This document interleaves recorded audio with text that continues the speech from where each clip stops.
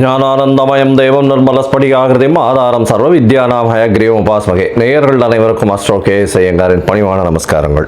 ராகு கேது பெயர்ச்சி 2025 ஏப்ரல் 26 சித்திரை மாதம் 13ஆம் நாள் சனிக்கிழமை ரேவதி நட்சத்திரத்தில் இந்த ராகு கேத்துவினுடைய பெயர்ச்சியாகுது. ராகு கேத்து பெயர்ச்சி அப்படின்றது என்ன அப்படின்னா, ராகு கேத்து இந்த ரெண்டு கிரகங்களும், அதாவது ஒரே கிரகங்கள், ஒன்று தலையாகவும் ஒன்று வாலாகவும் கருதப்படுகிறது. இந்த ரெண்டு கிரகங்களும் பார்த்தாலேயானால் 180 பாகையில் ஒன்றுக்கு ஒன்று இருக்கும்.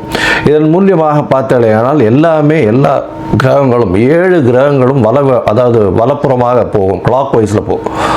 ஆனால் ராகு கேத்து மட்டும் இடப்புறமாக போகும், அதாவது ஆன்டி கிளாக் வைஸில் போகும்.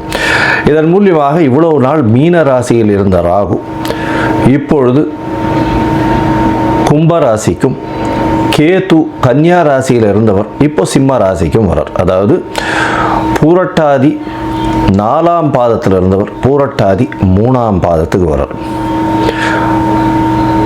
உத்திர நட்சத்திரம் 2ஆம் பாதத்தில் இருந்த கேது உத்திர நட்சத்திரம் 1 பாதத்துக்கு வரார்.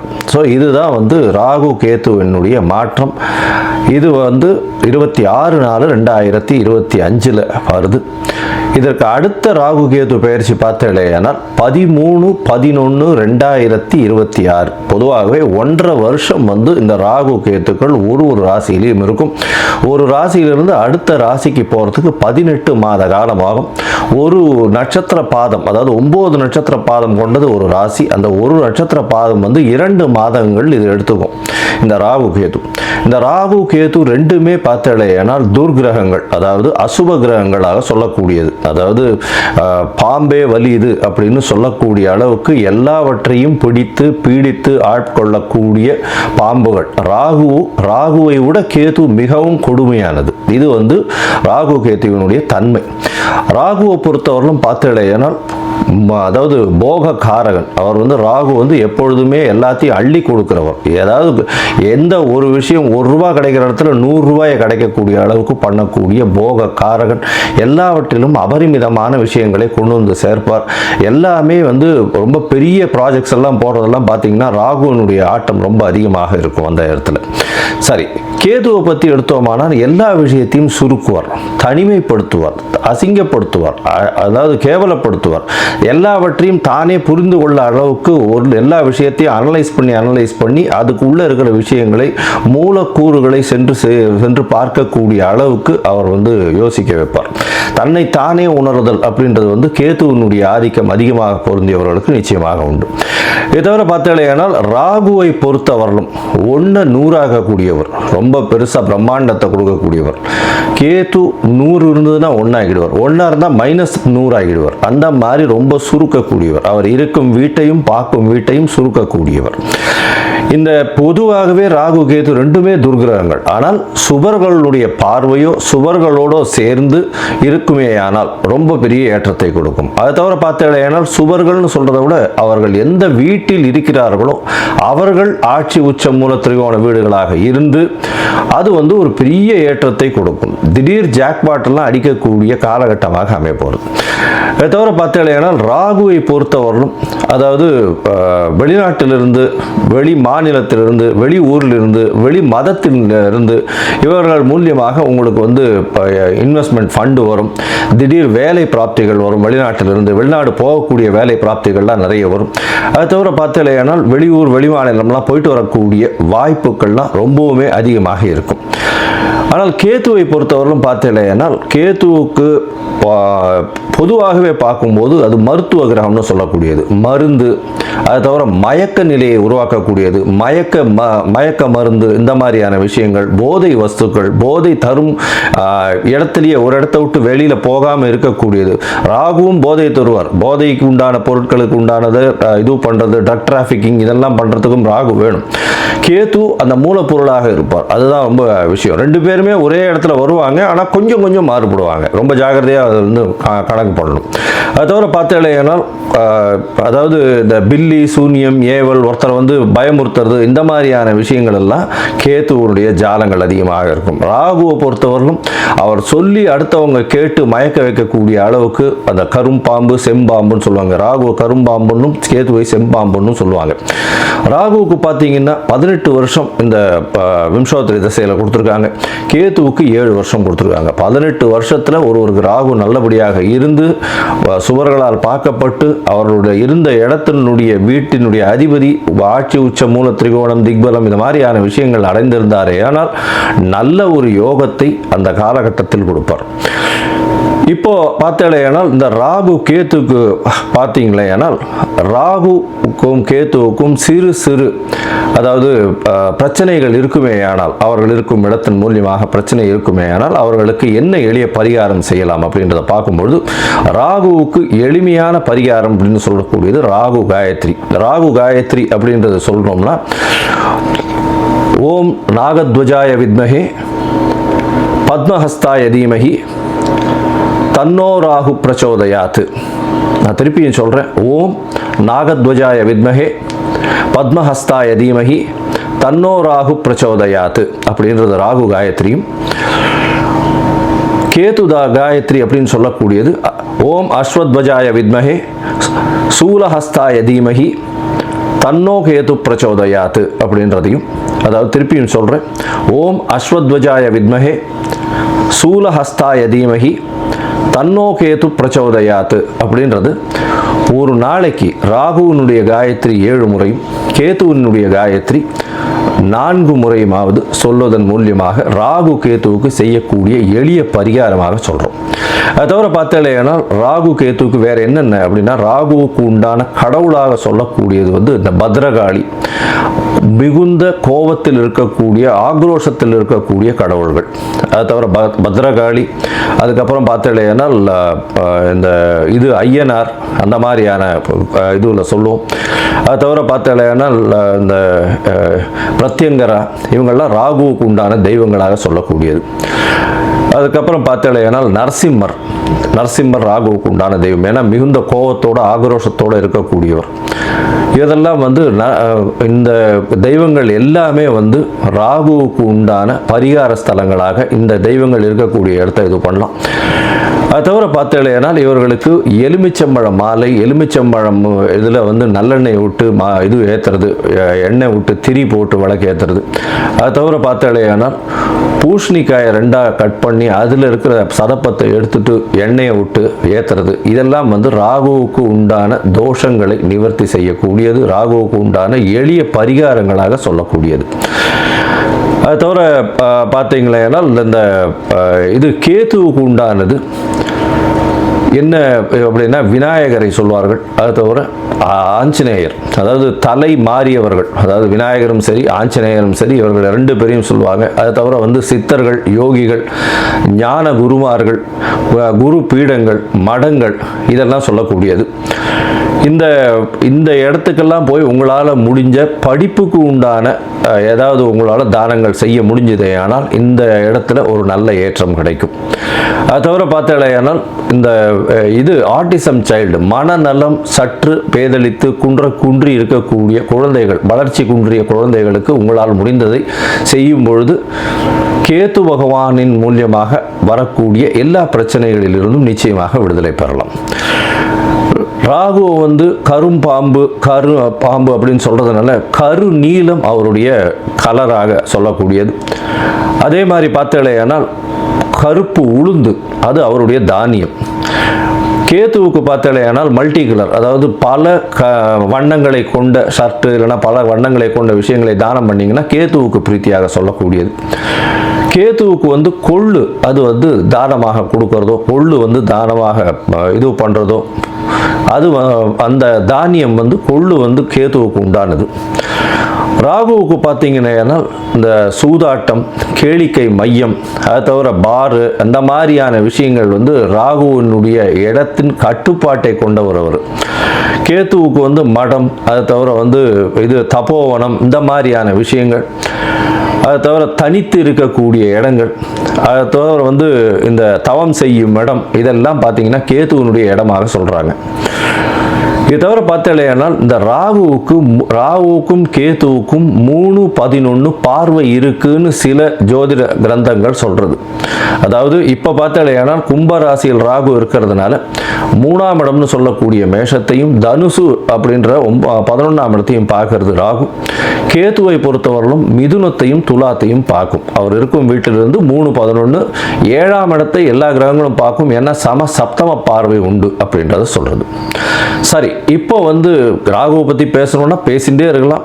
கிட்டத்தட்ட வந்து ஒரு 3 மணி நேரம் 4 மணி நேரம் கூட கண்டினியூஸாக பேசலாம். ஆனால் இப்போ வந்து நம்ம ஒரு ராசிக்கும் மேஷம் முதல் மீனம் வரை என்னென்ன பலன்கள்னு பார்ப்போம். அதை தவிர தனியாகவே ராகுவுக்குன்னு ஒரு 1/2 hour 1 hour வீடியோ தனியாக போடுறேன். நான் பார்ட் 1 பார்ட் 2 தனியாக போடுறேன்.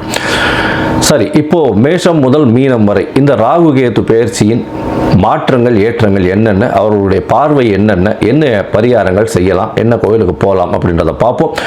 இந்த சேனல், என்னுடைய சேனல் பார்த்துட்டு இருக்கவங்க உங்களுக்கு ஜாதகம் பார்க்கணும் அப்படின்னா நீங்கள் என்னுடைய மொபைல் நம்பருக்கு, கீழே கொடுக்கப்பட்டிருக்கிற மொபைல் நம்பருக்கு எனக்கு வாட்ஸ்அப் பண்ணுங்க. உங்களுடைய பெயர், உங்களுடைய தாய் தகப்பனார் பெயர், உங்களுடைய பிறந்த நேரம், தேதி, உங்களுடைய பிறந்த இடம், date of birth, time of birth, place of birth, உங்களுடைய நேம், பேரண்ட்ஸ் நேம், இதுவரெல்லாம் அனுப்புங்க. சந்தி இருக்கான்னு பார்க்குறேன். ஏன்னா லக்ன சந்தி, பாத சந்தி இதெல்லாம் பார்க்கணும். சந்திரனுடைய சந்தி இருக்கா, என்ன ஏதுன்னு பார்க்கணும். இதற்கு காரணம் என்ன அப்படின்னா பல வகையான பஞ்சாங்கங்களை உபயோகப்படுத்துகிறா. பஞ்சாங்கங்கள் உபயோகப்படுத்தக்கூடிய இடமும் வந்து பல இடங்கள் மாறுபடும். அதாவது ஸ்ரீரங்கத்து பஞ்சாங்கத்தில் டெல்லியில் பிறந்த குழந்தைங்களுக்கு பேஸ் பண்ணி பார்ப்பா. அப்போது சூரிய உதயமே மாறும். அதனால் சந்தி வரக்கூடிய வாய்ப்புகள் மிகவும் அதிகம். அவங்க வந்து மிருகசீரிஷ நட்சத்திரம் அப்படின்னு நினச்சிட்டு இருப்பாங்க, 2ஆம் பாதம் அப்படின்னு நினச்சிட்டு இருப்பாள். ஆனால் பார்த்தாலேயானால் 3ஆம் பாதத்தில் மிதுன ராசியில் இருப்பாள். இந்த அவள் வந்து 50 வயசு ஆகிட்டு இருக்கும், ரிஷப ராசிக்கு வந்து அர்ச்சனை பண்ணிட்டு இருப்பாள். ஆனால் மிதுன ராசியில் பிறந்திருப்பாள். ஸோ இந்த மாதிரியான மாற்றங்கள்லாம் நிறைய இருக்குது. அதனால் உங்களுடைய ஜாதகத்தை நானே போட்டு அதன் வழியாக சந்தி இருக்கான்றதை பார்த்து உங்களுக்கு உண்டான பலன்கள் என்ன ஏதுன்றதை டிஸ்கஸ் பண்ணுறேன். அதற்குண்டான கட்டணம் என்னன்றது போடுறேன். அந்த கட்டணத்தை செலுத்திட்டு நீங்கள் அப்பாயின்மெண்ட் எடுத்துக்கோங்க. சரி, இப்போது ராகு கேதுவின் பயிற்சி 2025-2026 மேஷம் முதல் மீனம் வரை ஒரு ராசியாக. ரிஷபம், கிருத்திகை, ரோகிணி, மிருகசீரிஷம் இந்த 3 நட்சத்திரம் 9 பாதங்களை கொண்ட ராசி. ராசியின் அதிபதினு சொல்லக்கூடியவர் சுக்கிரன். இப்போ நம்ம வந்து பார்த்தலையானா ராகு கேதுவினுடைய மாற்றங்கள் பெயர்ச்சிகளை பற்றி பார்க்க வந்திருக்கும். சுக்கிரனை பொறுத்தவரையிலும் இந்த சனி, சுக்கிரன், ராகு கேது மற்றும் புதன் இவர்கள் எல்லாமே பொருள் அணியில் வராங்க. சுக்கிரனை பொறுத்தவரையிலும் சுக்கிரன் தான் வந்து இந்த பொருள் அணியினுடைய தலைவராக சொல்லக்கூடியவர். அதனால் பார்த்தாலேயானால் ராகுவிற்கு உகந்த ஒரு விஷயம் அப்படின்னு பார்க்கும்பொழுது கிரகங்கள்னு சொல்லக்கூடியது சனி, சுக்கிரன் இவாள்லாம் வந்து உகந்த கிரகங்கள். அதனால் ராகுவும் சுக்கிரனும் சேர்ந்து இருந்தால் பெரிய கலைத்துறையிலெல்லாம் பெரிய ஏற்றத்தை கொடுக்கக்கூடிய காலகட்டமாக வரும். இந்த காலகட்டத்தில் உங்களுக்கு பார்த்தாலேயானால் கலைத்துறையில் இருக்கிறவாளுக்கு அபரிமிதமான ராஜயோகத்தை கொடுக்க போகிறது. ஏன்னா 10ஆம் இடத்துல போய் ராகு உட்கார்ந்துருக்கார், தொழில் ஸ்தானத்திலேயே போய் உட்கார்ந்துருக்கார். இதன் மூலியமாக இவ்வளோ நாள் வேலை இல்லாமல் இருந்த சின்ன திரை, பெரிய திரை கலைஞர்கள் இவங்களுக்கெல்லாம் வந்து பெரிய ஏற்றம் கிடைக்கும். அதே மாதிரி பருத்தி ஆடை அந்த வியாபாரம் செய்கிறவங்களுக்கு பெரிய ஏற்றம் கிடைக்கும். இந்த நூல் இண்டஸ்ட்ரி வச்சுருக்கிறவங்க, துணி இண்டஸ்ட்ரி வச்சுருக்கிறவங்க, இந்த துணியெல்லாம் பண்ணுறவங்க அவங்களுக்கெல்லாம் பெரிய ஏற்றம் கிடைக்கும். வைர வியாபாரம் அவங்களுக்கு பெரிய ஏற்றம் கிடைக்கக்கூடிய வாய்ப்புகள் நிச்சயமாக இருக்கும். வான ஊர்தி இதில் வந்து கம்யூனிகேஷன் பாகம் அந்த மாதிரியான விஷயங்கள்லாம் வந்து பண்ணுறவங்க, மெடிசனில் டாக்டருங்க வந்து சூப்பர் ஸ்பெஷாலிட்டி சர்ஜரி, அதாவது இந்த முகம் அறுவை சிகிச்சை அதெல்லாம் பண்ணுறாங்க இல்லையா, அவங்களுக்கெல்லாம் வந்து பெரிய ஏற்றம் கிடைக்கக்கூடிய வாய்ப்புகள் மிகவும் அதிகமாக இருக்கும். ஏன்னா சுக்கிரனுடைய இடத்துல சுக்கிரனை பொறுத்தவரையிலும் ராகு அதீதமாக ஒரு பெரிய ஏற்றத்தை கொடுப்பார். இருந்தாலும் ராகு சுக்கிரனுடைய காம்பினேஷன் இந்த பெண்களை எதிர்பாலினத்தவரை நாடி செல்லக்கூடியதை காட்டும். அது ஒரு பக்கம் இருந்தாலும் எல்லா விதமான ஏற்றத்தை கொடுக்கக்கூடியது ராகு சுக்கிரனுடைய காம்பினேஷன்.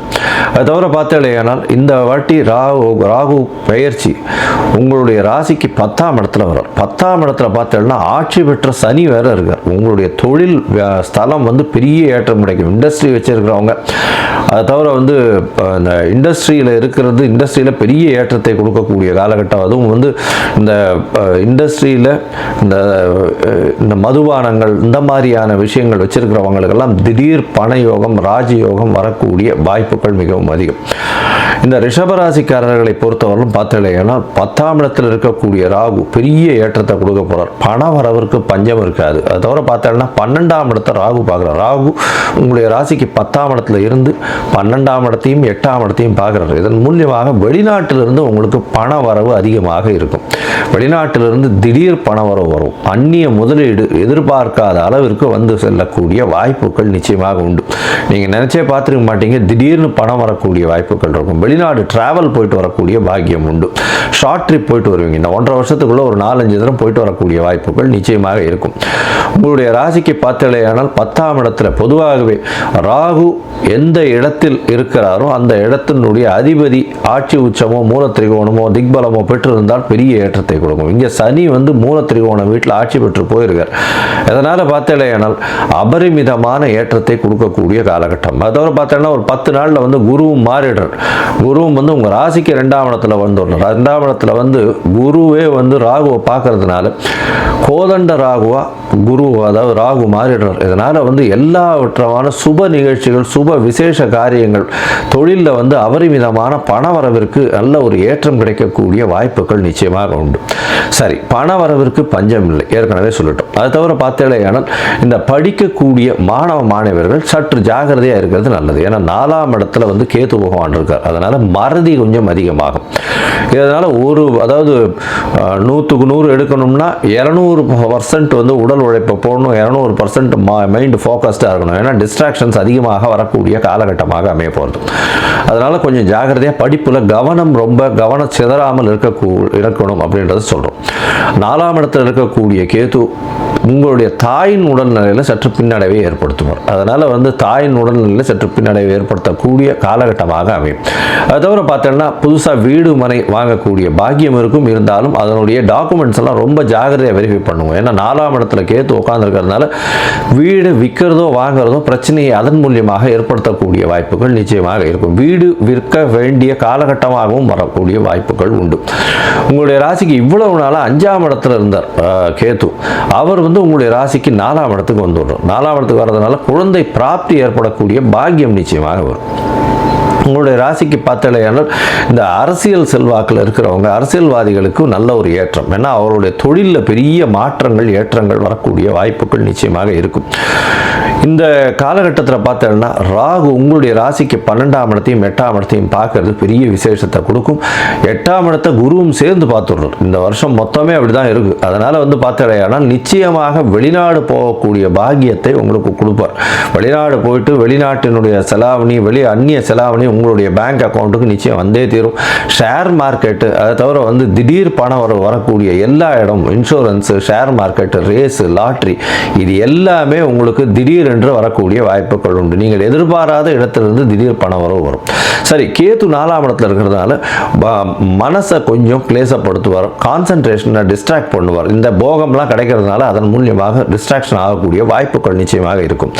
ராசிக்கு 2ஆம் இடத்தையும் பார்க்குறார் அவர். உங்களுடைய ராசிக்கு 2ஆம் இடத்தையும் கேது பார்க்குறார். 2ஆம் இடத்தை கேது பார்க்கறதுனால சற்று குருவியே அவர் பார்க்க போகிறதுனால பணவரவிற்கு பஞ்சம் இருக்காது. பேச்சில் நல்ல நளினம் இருக்கும். பேச்சில் ஆன்மீகத்தன்மை இருக்கக்கூடிய வாய்ப்புகள் உண்டு ரிஷபராசிக்காரர்களுக்கு. அது தவிர 6ஆம் இடத்தை பார்க்குறார். புதுசாக கடன் வாங்குவீங்க, சுபத்துக்கு கடன் வாங்குவீங்க, சுப காரியங்கள் நடக்கிறதுக்கு கடன் வாங்குவீங்க. மொத்தத்தில் பார்த்தீங்களே, ஆனால் இந்த வருஷத்தில் நல்ல ஒரு ஏற்றம் இருக்கக்கூடிய காலகட்டம். மொத்தத்தில் ரிஷபராசிக்காரர்களுக்கு ஏற்றமான காலம். வெளிநாடு போகக்கூடிய பாக்கியம் நிச்சயமாக உண்டு. தொழிலில் பெரிய அபிவிருத்தி கிடைக்கக்கூடிய காலகட்டமாக அமைய போகிறது. 10ஆம் இடம் வலுப்பெற்று போகிறதுனால குருவின் பார்வையும் இருக்கிறதுனால உங்களுடைய தொழில் பன்மடங்கு உயரக்கூடிய வாய்ப்புகள் உண்டு. வெளிநாடு வெளியூர் வெளி மாநிலம் சென்று அங்கிருந்து வெளி மதத்தினவர் வெளிநாட்டவர் மூலியமாக உங்களுக்கு மூலதனம் அதிகமாக வரக்கூடிய காலகட்டமாக அமையும். ஷார்ட் ட்ரிப் வெளிநாடு போயிட்டு வரக்கூடிய வாய்ப்புகள் நிச்சயமாக உண்டு. அதுவும் வந்து கலைத்துறையில் இருக்கிறவங்களுக்கு பெரிய ஏற்றம். கலைத்துறையில் இந்த கம்யூனிகேஷன், அந்த கிராஃபிக்ஸ், இந்த மாதிரியான விஷயங்கள் பண்ணுறவங்களுக்கெல்லாம் பெரிய ஏற்றமான கம்ப்யூட்டர் கிராஃபிக்ஸ் சிஜிஸ் அப்படின்னு சொல்லுவாங்க, அவங்களெல்லாம் வந்து பெரிய ஏற்றம் கிடைக்கக்கூடிய காலகட்டமாக அமைய போகிறது. குழந்தை பிராப்தி ஏற்படக்கூடிய பாக்கியம் நிச்சயமாக உண்டு.